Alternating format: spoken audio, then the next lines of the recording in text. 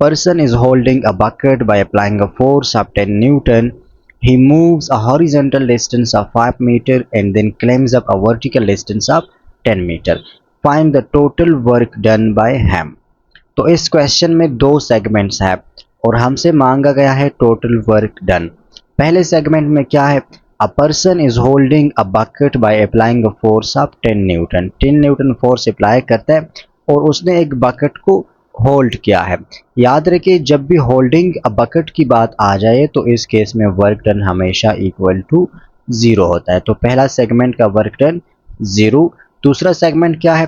Claims up a vertical distance. एक vertical distance वो claim करता है जो कि 10 मीटर है और फोर्स कितना एग्जर्ट करता है? 10 न्यूटन एग्जर्ट करता है। अब वो टेंस भी जो फोर्स है वो भी अपवर्ड डायरेक्शन में एग्जर्ट करता है और जो डिस्टेंस कवर करता है वो भी अपवर्ड डायरेक्शन में। तो डिस्प्लेसमेंट या डिस्टेंस और फोर्स के बिटवीन का थीटा बन जाता है 0 डिग्री और वर्क डन हम फाइंड करेंगे एफ डी कॉस थीटा से। cos 0 इज इक्वल टू 1 हो जाएगा। सिंपली हमने फोर्स और डिस्टेंस को मल्टीप्लाई करना है जो कि 10 multiply by 10 is equal to 100 joule answer आ जाएगा टोटल वर्क डन का। अगला क्वेश्चन है question number 2। A tennis ball is dropped onto a horizontal surface. As the ball bounces up and down, the height of each bounce gradually decreases. अब ये important point है कि एक ball है वो किसी हॉरिजेंटल सरफेस पर फॉल किया और उसने स्टार्ट किया अप एंड डाउन बाउंसिंग। जाहिर सी बात है वो टेनिस बॉल है तो वो ऊपर नीचे चला जाएगा। लेकिन यहाँ पर एक इम्पोर्टेंट बात करते हैं कि जो हाइट है इस की बाउंसिंग की वो हर बाउंस के साथ डिक्रीज होता है। अगर पहले वो यहाँ तक आया था दूसरे फिर यहाँ तक फिर यहाँ तक फिर यहाँ तक वो डिक्रीज हो रहा है ग्रेजुअली। तो इससे आप क्या क्या समझते हैं?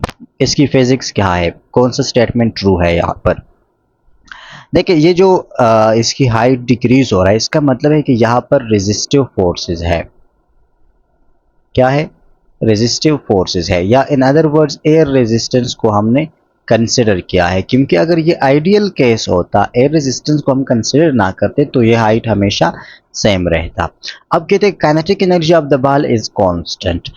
जब हमने एयर रेजिस्टेंस को कंसिडर किया है तो कुछ एनर्जी लॉस होगी ड्यू टू एयर रेजिस्टेंस और काइनेटिक एनर्जी भी कांस्टेंट नहीं रहेगी।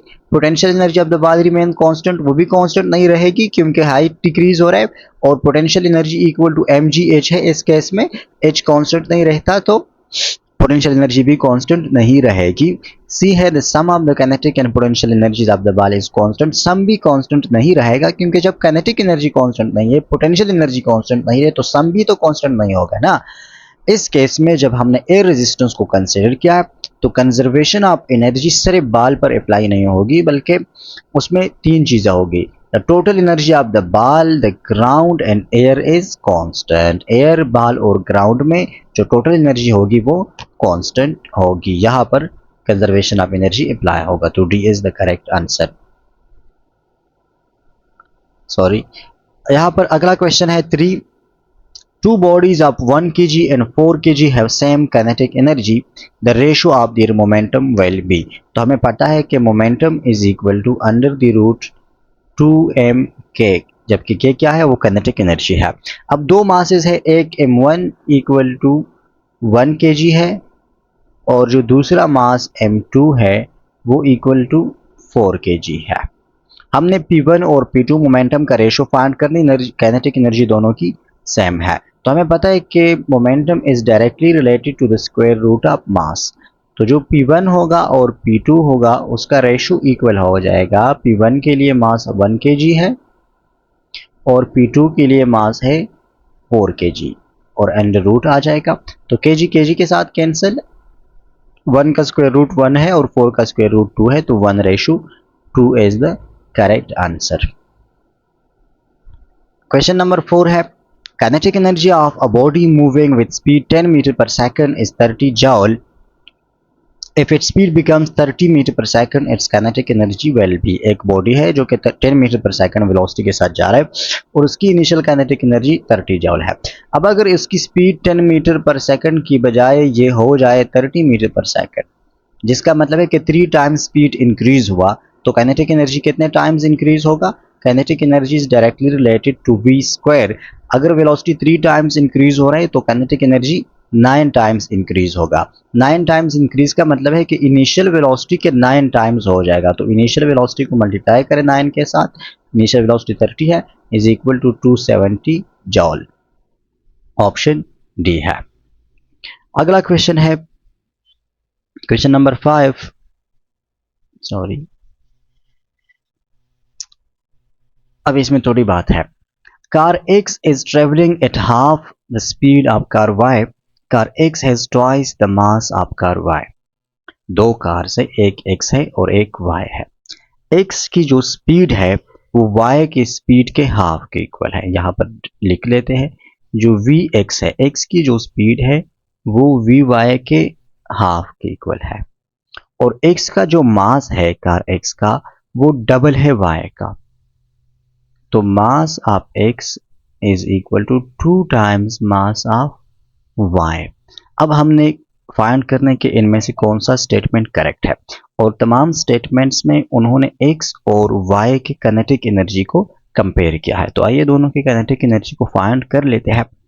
अगर X कार की वेलोसिटी या स्पीड Vx है और मास Mx है तो उसकी काइनेटिक एनर्जी क्या होगी? Kx होगी, और ये इक्वल होगी हाफ mv स्क्वायर के। तो 1/2, और x की मास किसके इक्वल है? mx इक्वल टू 2my है, तो इसकी जगह पर हम 2my पुट करेंगे, और इसकी वेलोसिटी इक्वल है vy/2। तो v स्क्वायर की जगह पर हम पुट करेंगे vy/2 और उसका लेंगे स्क्वायर। अब यहाँ पर ये जो 2 है, ये दन्ना सॉरी ये अंदर वाला जो 2 है ये भी बाहर निकाले, और ये जो नीचे 2 है इसका स्क्वायर 4 हो जाएगा, तो ये भी बाहर निकाले, और हमारे पास रह जाएगा 1/2 my इंटू vy का स्क्वायर। अब 2 1 जा 2 एंड 2 2 जा 4 हो जाएगा, तो दिस इज इक्वल टू 1/2, और ये ब्रैकेट के अंदर क्या है? Half my vy square. तो ये काइनेटिक एनर्जी ऑफ y की इक्वल है, काइनेटिक एनर्जी ऑफ y के इक्वल है, और यहाँ पर क्या है? Kinetic energy of x। तो यहाँ से हमें पता चलता है कि x कार की जो काइनेटिक एनर्जी है वो y की काइनेटिक एनर्जी के हाफ के इक्वल है, या y की काइनेटिक एनर्जी वो 2 टाइम्स x की काइनेटिक एनर्जी के इक्वल है। तो ऑप्शन ए देख के car x has half the kinetic energy of car y, ये हमारा करेक्ट स्टेटमेंट है। अगला क्वेश्चन नंबर 6 है, the amount of work required to stop a moving object is equal to. एक मूविंग ऑब्जेक्ट को stop करने के लिए जो अमाउंट ऑफ वर्क रिक्वायर्ड होते हैं वो किसके इक्वल होते हैं? तो वो इस काइनेटिक एनर्जी के इक्वल होता है। जब भी बॉडी मोशन में हो और उसके पास जो काइनेटिक एनर्जी होती है सपोज 10 जॉल, तो अगर हम उसको 10 जॉल वर्क डन अप्लाई करें इन अपोजिट डायरेक्शन वो स्टॉप हो जाएगी। अब अगर मोमेंटम की बात हो, rate of change of momentum, हमें मोमेंटम बताओ कि एक बॉडी है जो कि 8 न्यूटन सेकंड मोमेंटम के साथ मूव कर रही है, तो कितना अमाउंट ऑफ फोर्स रिक्वायर्ड होगा? उस केस में हमारा आंसर होगा इन टर्म्स ऑफ फोर्स। अगर वर्क या काइनेटिक एनर्जी गिवन हो तो ये दोनों आपस में रिलेटेड है, वर्क और काइनेटिक एनर्जी, क्योंकि दोनों का यूनिट सेम है, और rate of change of momentum और फोर्स या इम्पल्स और फोर्स वो दोनों आपस में रिलेटेड है, उनके यूनिट सेम है। सॉरी यहाँ पर बिजली नहीं है ना, तो मैं कीबोर्ड को बस वैसे ही प्रेस करता हूँ। अगला क्वेश्चन नंबर 7 है, a ball of mass 2 kg and another of mass 4 kg are dropped together from a 60-meter tall building after a fall of 30 meter each towards earth. The respective kinetic energies will be in the ratio of, options नहीं given, numerical है, इसको solve करेंगे।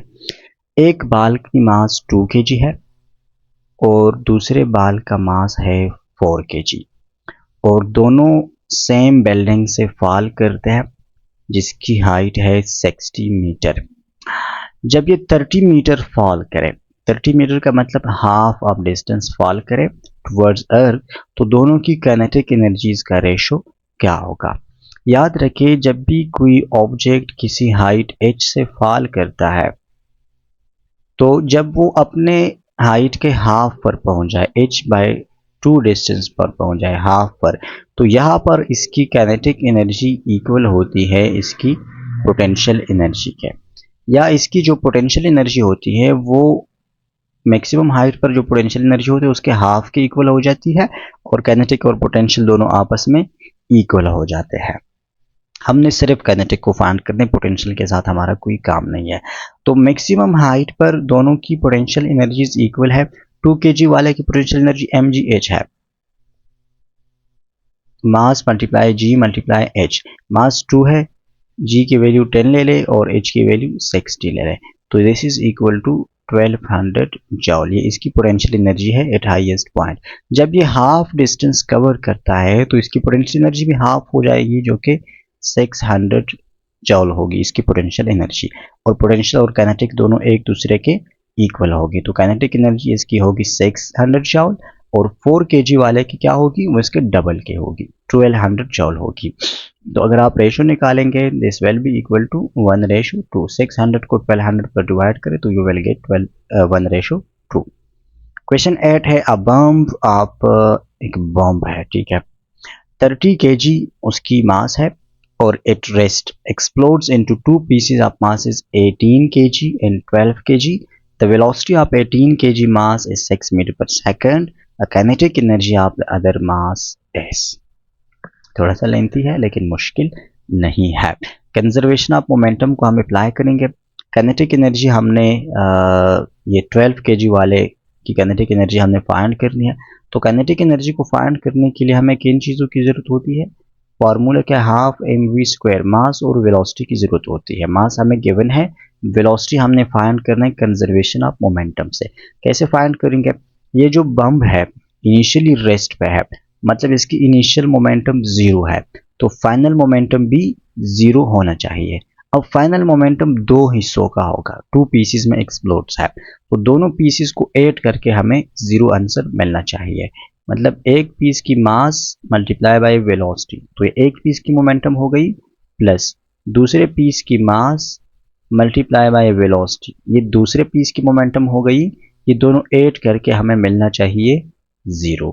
Simply यहाँ पर values put करें, एक piece की मास 18 है और वो मूव करती है वेलोसिटी 6 मीटर पर सेकंड के साथ, तो इसको मल्टीप्लाई करें 6 के साथ, प्लस दूसरे पीस की मास 12 kg है और जिसकी वेलोसिटी अननोन है, ये हमने फाइंड करना है v2, this is equal to 0। तो 18 मल्टीप्लाई बाय 6 108 के इक्वल होगा, 108 के इक्वल होते हैं ना, यस, ये 108 के इक्वल होगा और ये उस साइड पर चला जाएगा, तो this will be equal to, ये 12 times v2 is equal to -108 हो जाएगा। और हमने v2 को फाइंड करना है, तो 12 इस साइड पर ले आए, v2 मैंने कैसे लिख दिया बस, इन्हीं हाउ, -108 divided by 12 and this is equal to -9। Minus show करता है कि एक पीस अगर इस डायरेक्शन में गया है तो दूसरा पीस इस डायरेक्शन में गया है, दोनों पीसेस एक दूसरे के अपोजिट डायरेक्शंस में गए हैं। और -9 मीटर पर सेकंड ये इस सेकंड पीस की वेलोसिटी है। अब इस वेलोसिटी की और इस 12 kg मास की वैल्यू हमने इसमें पुट करना है और काइनेटिक एनर्जी को फाइंड करना है। होप आप लोग कर सकोगे, अब ये इतना मुश्किल नहीं है, but let me do it. ये हाफ है, मास इसका 12 है और वेलोसिटी इसका 9 है। Square kinetic energy scalar quantity है, तो हम माइनस साइन को इग्नोर कर देते हैं, या वैसे भी अगर हम यहाँ पर -9 लिखते, इसका स्क्वायर था, स्क्वायर है तो वो प्लस हो जाता। 2 1 ज़ा 2, 2 6 ज़ा 12 और 9 का स्क्वायर क्या, तो 81, तो 81 मल्टीप्लाई बाय 6, 6 मल्टीप्लाई बाय 81 और ये हो जाएगा 6 1 ज़ा 6 और ये 48, तो 486 जॉल उसकी काइनेटिक एनर्जी है। इस तरह से आपने इन क्वेश्चंस को डील करना है। क्वेश्चन 7 है, when force and displacement are in same direction the kinetic energy of the body increases। क्योंकि फोर्स और डिस्प्लेसमेंट सेम डायरेक्शन में होंगे तो वर्क डन पॉजिटिव होगा, और पॉजिटिव वर्क डन का मतलब है कि काइनेटिक एनर्जी इंक्रीज हो रहा है। अगला है potential energy per unit volume is given by, bar bar repeat होता है ये क्वेश्चन। तो potential energy per unit volume के लिए पोटेंशियल एनर्जी का फॉर्मूला है पता है, mgh है, पर यूनिट वॉल्यूम, वॉल्यूम पर डिवाइड करेंगे। यहाँ पर जो मास बाय वॉल्यूम है, मास पर यूनिट वॉल्यूम, इसकी जगह मैं लिख सकता हूँ रो या डेंसिटी, और ये mgh, तो रो जी एच, ऑप्शन डी है। 11 है, a body is falling from a height h after it has fallen a height h by 2 it well possesses। जब ये h by 2 हाफ हाइट में फॉल करेगा तो इसके पास पोटेंशियल एनर्जी कितनी होगी और काइनेटिक एनर्जी कितनी होगी। अभी हमने इसकी डिस्कशन कर दी कि जब हाफ हाइट पे जाएगा तो हाफ पोटेंशियल एनर्जी होगी और हाफ काइनेटिक एनर्जी होगी, ऑप्शन सी है। क्वेश्चन 12 है, energy stored in the spring of a watch is. Watch की स्प्रिंग में कौन सी एनर्जी होती है, कोई भी स्प्रिंग हो तो स्प्रिंग में जो एनर्जी स्टोर होती है वो इलास्टिक पोटेंशियल एनर्जी होती है, ऑप्शन डी है। 13 है, a ball is thrown vertically upwards neglecting air resistance, which statement is correct। एक बाल को जब हम ऊपर फेंकते हैं और एयर रेजिस्टेंस को इग्नोर करते हैं तो इनमें से कौन सा स्टेटमेंट करेक्ट है। पहला स्टेटमेंट है, the kinetic energy of the ball is greatest at the greatest highest height attained. Maximum height पर काइनेटिक एनर्जी मैक्सिमम होती है, नहीं होती। क्यों नहीं होती, क्योंकि मैक्सिमम हाइट पर वेलोसिटी जीरो हो जाती है और जीरो वेलोसिटी का मतलब काइनेटिक एनर्जी जीरो। बी है, the potential energy of the ball increase uniformly with time during the ascent. Potential energy ascent के दौरान इंक्रीज होता है लेकिन एनर्जी टाइम पर डिपेंड नहीं करता। Work done, kinetic energy, potential energy, ये तीनों टाइम पर डिपेंड नहीं करता। तो यूनिफॉर्मली इंक्रीज हो रहा है या यूनिफॉर्मली नहीं इंक्रीज हो रहा, ये हम कुछ नहीं कह सकते, बल्कि यूनिफॉर्मली नहीं इंक्रीज हो रहा क्योंकि नीचे डाउनवर्ड जी एक्सेलरेशन एक्ट करता है, तो ये भी करेक्ट नहीं है। सी है, by the principle of conservation of momentum the momentum of the ball is constant through out it's motion. याद रखिए, कंजर्वेशन ऑफ मोमेंटम का प्रिंसिपल हमेशा अप्लाई होता है सिस्टम पर। दो बॉडीज है तो दो बॉडीज का सिस्टम कंसिडर करेंगे, तीन बॉडीज है तो तीन बॉडीज का सिस्टम। सिर्फ सिंगल पार्टिकल, सिंगल बॉल है, सिंगल स्टोन है, सिंगल कुछ भी है, सिंगल पार्टिकल पर कंजर्वेशन ऑफ मोमेंटम अप्लाई नहीं होता, तो ये भी गलत है। डी है, by the principle of conservation of energy the total energy of the ball is constant through out it's motion. Total energy constant होगी बाय कंजर्वेशन ऑफ एनर्जी। अब ये करेक्ट आंसर है। आप कहेंगे कि सर इससे पहले वाले क्वेश्चन में तो आपने बता दिया कि कंजर्वेशन ऑफ एनर्जी हम नहीं लगा सकते, यहाँ पर एनर्जी कंजर्व नहीं होगी, मतलब टोटल एनर्जी कंजर्व नहीं होगी, यहाँ पर क्यों टैग लगा दिया। देखिए वहां पर एयर रेजिस्टेंस को हमने कंसिडर किया था, जो बाल की बाउंसिंग थी वो डिक्रीज हो रही थी, इसका मतलब कि एयर रेजिस्टेंस को हमने इग्नोर नहीं किया था, कंसिडर किया था। यहाँ पर एयर रेजिस्टेंस को हमने नेग्लेक्ट किया है, तो जब नेग्लेक्ट करेंगे फिर टोटल एनर्जी कंजर्व होगी। Question 14, a stone is thrown up from the surface of earth. When it reaches its maximum height, its total energy is equal to, maximum height पर kinetic energy जीरो होती है, total energy equal to potential energy, और potential energy का formula है mgh। 15 है, an engine pumps out 40 kg of water in 1 second. The water comes out vertically upwards with a velocity of 3 meters per second. What is the power of engine in kilowatt. Power हमने find करना है, water की मास हमें given है और time हमें given है कि 1 सेकंड में 40 केजी मास को पंप्स आउट करता है। पावर का एक फॉर्मूला हमने ये भी पढ़ा है कि power is equal to F dot V, force और वेलोसिटी का डॉट प्रोडक्ट। यहाँ पर हम फोर्स आसानी से फाइंड कर सकते हैं, मास हमें गिवन है, फोर्स का फार्मूला हमें पता है कि force is equal to M A है, मास मल्टीप्लाई एक्सेलरेशन, और यहाँ पर एक्सेलरेशन कौन सा होगा, एम जी होगा, एक्सेलरेशन ड्यू टू ग्रेविटी।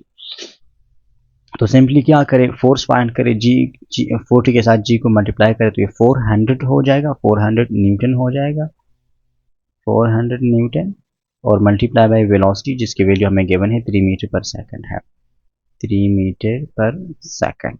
तो हमारे पास पावर की वैल्यू आ जाएगी 1200 वाट। अब इसको किलो वाट में कन्वर्ट करें, 1000 पर डिवाइड करें तो you will get 1.2 kilo watt, option A है।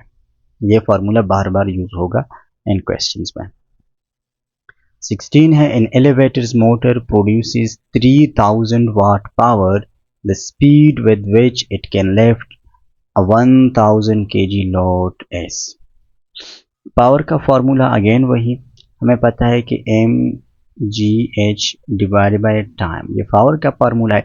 अब h बाई टी क्या है, डिस्टेंस डिवाइड बाय टाइम है, जो है इक्वल टू स्पीड है। तो मैं लिख सकता हूँ mgv, ये पावर के लिए अलग फार्मूला आ गया, इसको याद रखें।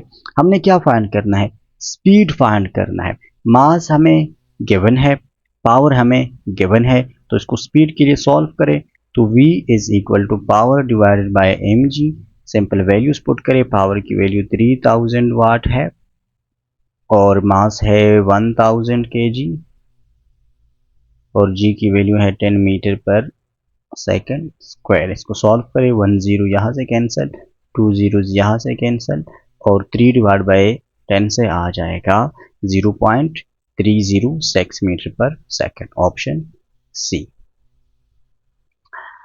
नेक्स्ट है the power needed to lift a mass of 5000 gram to height of 1 metre in 2 seconds.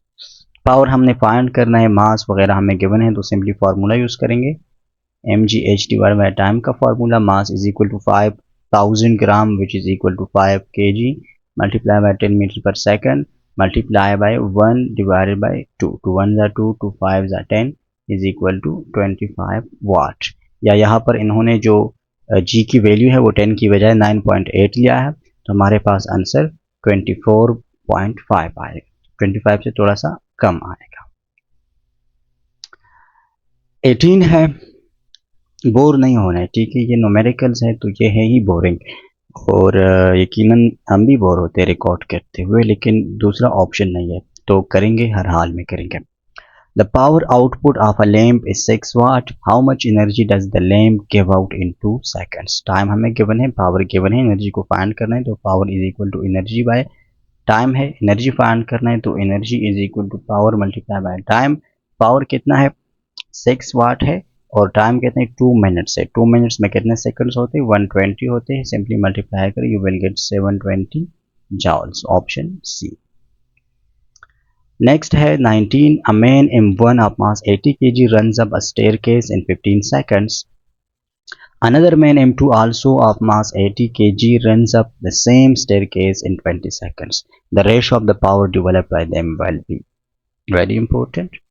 दो बंदे हैं, दोनों की मास 80 kg है, और एक जो है वो 15 सेकंड्स में स्टेयर्स पर ऊपर तक जाता है और दूसरा 20 सेकंड्स में, तो दोनों के पावर्स का रेशो फाइंड कर लीजिए।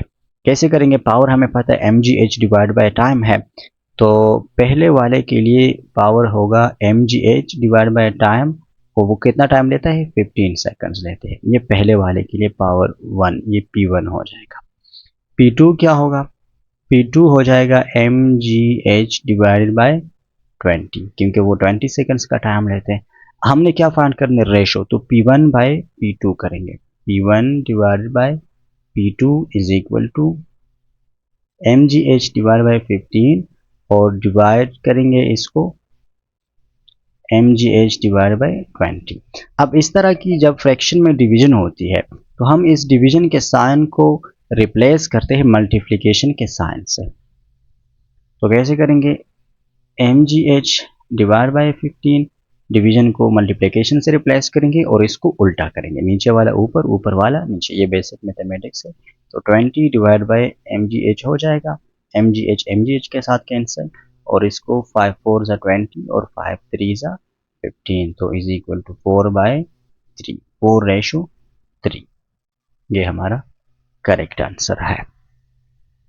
क्वेश्चन 20 है, इन engine pumps up 100 kg of water through a height of 10 meter in 5 seconds. Given that efficiency of the engine is 60%, what is the power of the engine? Mass of water हमें given है, height हमें given है, और time हमें given है। क्या find करना है, पावर को फाइंड करना है, लेकिन जो मशीन है, जो इंजन है, वो सिर्फ 60% एफिशिएंट है, 60% इनपुट को वो आउटपुट में कन्वर्ट करता है, तो हमें इनपुट पावर फाइंड करना है। कैसे करेंगे, सबसे पहले तो पावर mgh बाई टाइम से फाइंड कर लीजिए। मास 100 है, g की वैल्यू 10 है, और हाइट भी 10 है, और टाइम कितना है, 5 सेकंड्स है, तो 5 1 ज़ा 5, यहाँ 2 हो जाएगा विच इज़ इक्वल टू 2000 वाट, और 2000 वाट को हम लिख सकते हैं 2 किलो वाट, ये पावर आ गया। अब सिर्फ 60% इसकी एफिशिएंसी है, तो एफिशिएंसी हमें पता है is equal to power output divided by power input. हमें इनपुट पावर फाइंड करना है, तो input power is equal to power input is equal to P output divided by efficiency. Output कितना है 2 किलोवाट है और एफिशिएंसी 60% है, जिसको हम लिख सकते हैं 0.6। 2 को 0.6 पर डिवाइड कर लीजिए तो you will get the answer 3.3 kilowatt. ये डिवीजन आप कैसे करोगे, 0.6 को आप लेके 6 multiply by 10 to the power -1, ये 10 टू द पावर -1 ऊपर चला जाएगा तो ये +1 हो जाएगा, और 2 को 6 पर डिवाइड करके 1/3, 10/3 इज इक्वल टू 0.3। इस तरह से आप इसकी डिवीजन कर सकते हैं, इसके लिए अलग लेक्चर करेंगे इंशाल्लाह। 21 है, a child is revolving a tiny 10-gram stone tied at one end of a string in a vertical loop of 2-meter diameter. If the stone completes 100 revolutions in 1 second, the work done on it will be। अब इतनी लंबी कहानी इन्होंने लिखी है, अगर मेरी तरह नालायक स्टूडेंट हो तो वो कंफ्यूज हो जाएगा, वो कैलकुलेशन करने लग जाएगा, लेकिन कोई स्मार्ट स्टूडेंट हो तो वो ये कंसेप्ट यूज करेगा कि एक बच्चा है जो कि स्टोन को रिवॉल्व करता है। रिवॉल्व करने का मतलब क्या है कि वो सर्कुलर पाथ में इसको मूव करवा रहा है, तो वो कितना वर्क डन करेगा, उस पर जो फोर्स एक्सर्ट करते हैं वो सेंट्रीपिटल फोर्स है, और work done by centripetal force is equal to 0। तो स्मार्ट स्टूडेंट इसको डायरेक्टली 0 पुट करेगा, और मेरे ज़्यादा लोग कैलकुलेशन करने लग जाएंगे। 22 है, a body of mass 1 kg drops from the top of a tower of height 50 meter, what will be its kinetic energy 10 meter below the top। तो जब भी इस तरह क्वेश्चंस आ जाए, simple change in potential energy को find करें और वो इक्वल टू काइनेटिक एनर्जी होगी। अब चेंज इन पोटेंशियल एनर्जी को कैसे फाइंड करेंगे, क्या गया मेरा पेन।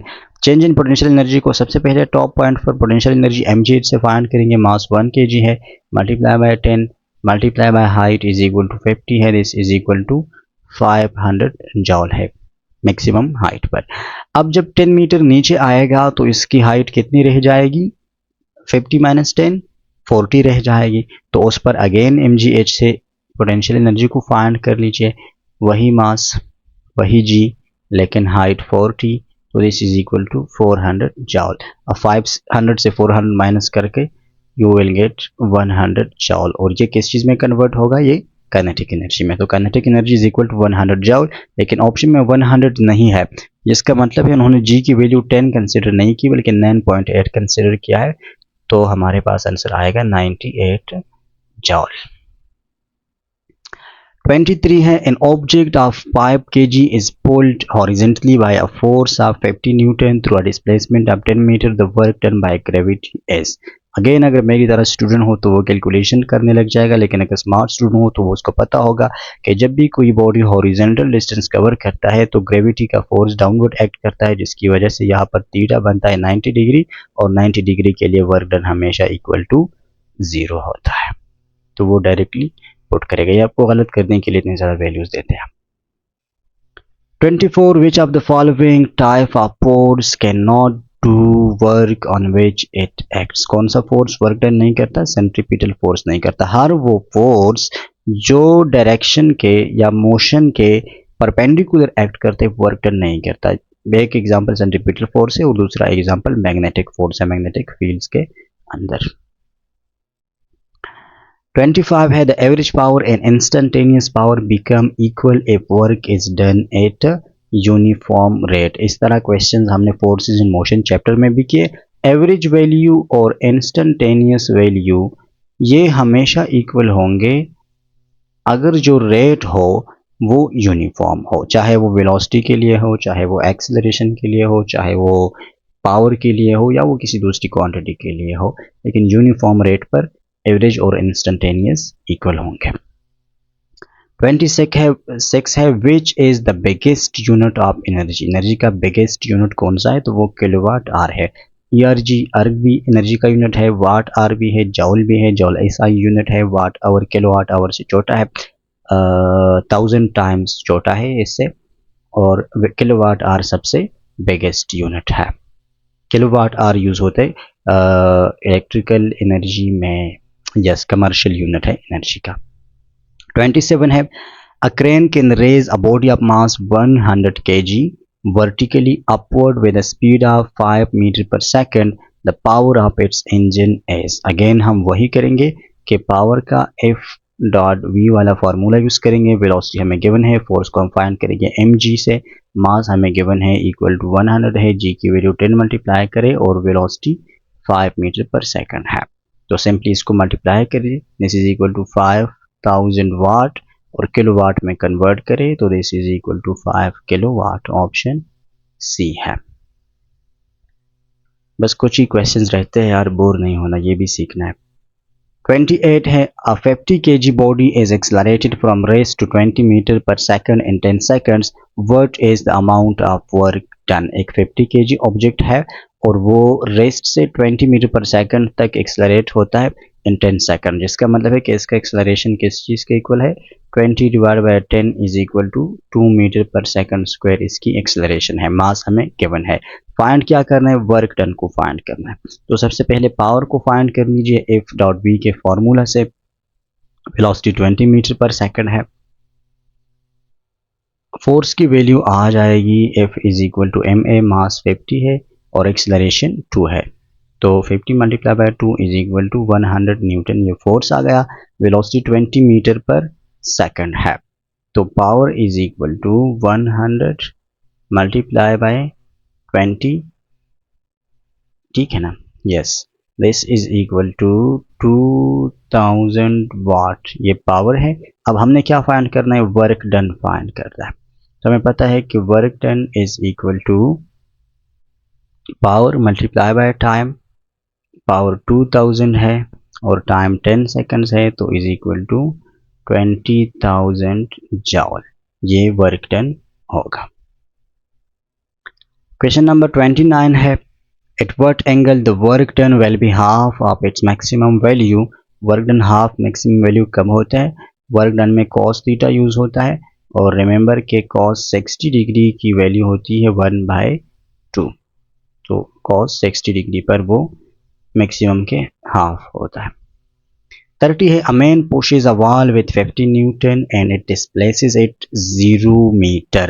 His work is, जब उसने डिस्प्लेस ही नहीं किया तो उसके दिमाग में हमें थोड़ा सा फर्क लग रहा है, जिसकी वजह से उसका वर्क डन 0 होगा, कोई वर्क डन नहीं होगा, डिस्प्लेसमेंट 0 तो वर्क डन 0।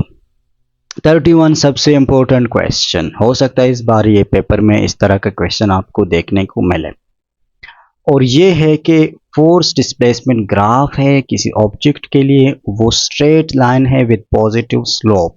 तो straight line with positive slope का मतलब होता है कि दिस इज दिस, इस तरह ग्राफ है, ठीक है, ये फोर्स डिस्प्लेसमेंट है, तो ये फोर्स है और ये डिस्प्लेसमेंट है। If the height of and width of the graph are 4 units and 2 units, ये हाइट है इस ग्राफ का, ये है 4 यूनिट्स और ये width है इस ग्राफ का, this is 2 units respectively. The work done on the object is, आप वर्क डन को फाइंड कर लीजिए। तो वर्क डन इस केस में इक्वल होगा area under the curve, force displacement graph में work done area under the curve के इक्वल होता है। और ये एरिया हम कैसे फाइंड करेंगे, ये एक ट्रायंगल है, right angle triangle, right angle triangle का एरिया इक्वल होता है half of the base multiply by height. अब 1/2 बेस की वैल्यू क्या है 2 है, मल्टीप्लाई बाय 4, 2 के साथ cancel is equal to 4 units.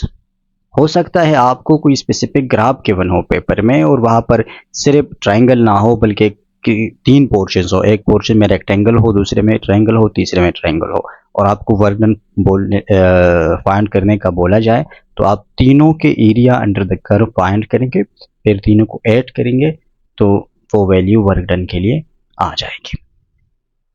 32 है a field is said to be conservative F, conservative field कौन सा होता है, option A work done inside that field is independent of the path followed, ये भी ठीक है, उस फील्ड में जो वर्क डन होगा वो पाथ पे डिपेंड नहीं करेगा, वो सिर्फ इनिशियल और फाइनल पॉइंट्स पे डिपेंड करेगा। बी है work done in closed path inside that field is 0, ये भी ठीक है। कंजर्वेटिव फील्ड में work done in a closed path 0 होता है, तो option C both A and B ये करेक्ट है। Work done is always negative, work done सिर्फ बाय फ्रैक्शन फोर्स नेगेटिव होता है, बाकी वर्क डन स्केलर क्वांटिटी है वो कभी भी नेगेटिव नहीं होता, वो हमेशा पॉजिटिव होता है। 33 है, if the linear momentum changes by 10%, the kinetic energy will change by 20%। क्यों? क्योंकि kinetic energy momentum के स्क्वायर के साथ रिलेटेड है, और परसेंटेज इंक्रीज डिक्रीज में स्क्वायर का रूल ये है कि वो 2 टाइम्स होगा। रिमेंबर ये डायरेक्टली हमने 20 लगा दिया, जब 15 से या 10% से कम चेंज आएगा तो आप उसका डबल ले सकते हैं। इससे ज़्यादा चेंज आएगा तो फिर उसके लिए आप स्पेसिफिक फार्मूला को यूज़ करेंगे। उसका शॉर्ट ट्रिक मैंने पहले भी 2-3 लेक्चर्स में आपको समझाया हुआ है, फिर भी किसी लेक्चर में समझा दूंगा। 34 है, two bodies of mass is 1 kg and 2 kg have same momentum, the ratio of their kinetic energy will be. तो काइनेटिक एनर्जी का is directly related to momentum का square and inversely related to mass. अगर momentum same है तो मास के साथ kinetic energy inversely related है, जिसका मास कम है उसका काइनेटिक एनर्जी ज़्यादा होगा, और जिसका मास ज़्यादा है उसका काइनेटिक एनर्जी कम होगा। तो 1 के लिए काइनेटिक एनर्जी डबल हो जाएगा, 2 के लिए 1 हो जाएगा, 2:1 इसका आंसर है। लास्ट क्वेश्चन इस वीडियो का, work is independent of, work किस चीज़ पे डिपेंड नहीं करता, टाइम पे डिपेंड नहीं करता, फोर्स पर भी डिपेंड करता है, डिस्प्लेसमेंट पे भी करता है, फोर्स और डिस्प्लेसमेंट के बिटवीन एंगल पर भी करता है। टाइम पर ना वर्क डन डिपेंड करता है, ना काइनेटिक एनर्जी करता है, ना पोटेंशियल एनर्जी करता है।